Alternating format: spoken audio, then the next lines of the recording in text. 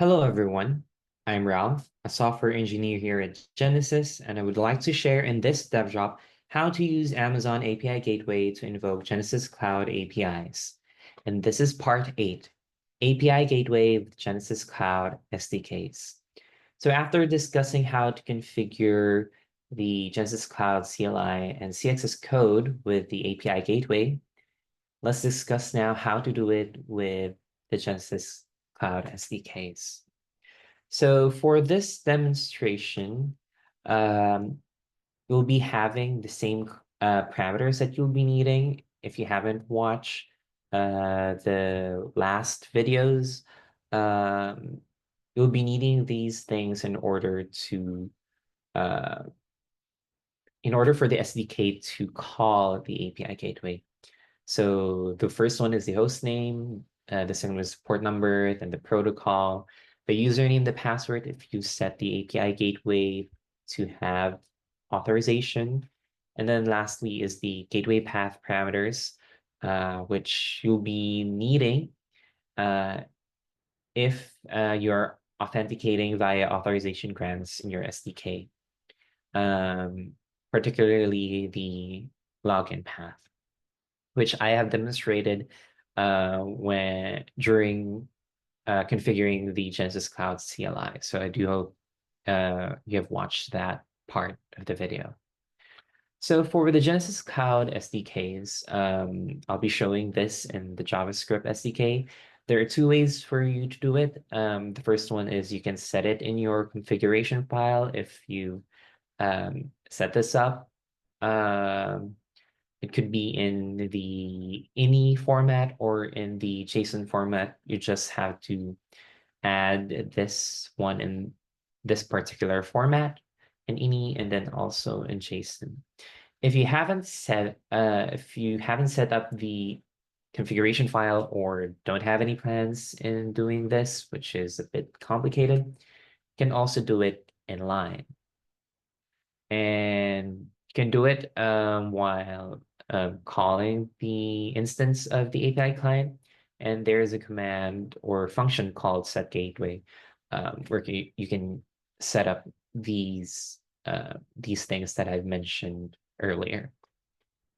And if necessary, you can later remove that configuration with the environment setting by just calling the function set gateway um, and just leaving it empty.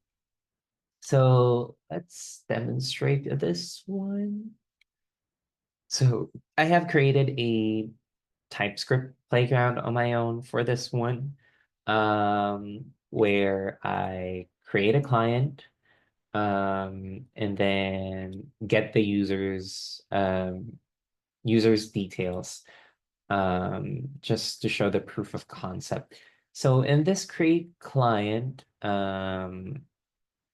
I've just created a function that creates an API client instance, and given with the parameters, I was asking a access token, client credentials, and a gateway configuration. So if I have provided a client credential, I'll run the function login client credentials grant. And after that, if there is a gateway configuration, I'll set it also. Going back, if I haven't provided any client credentials, it will just set an access token. And with this one, even though I have set an access token, it's empty. And I've just set a client credentials, which is in the env.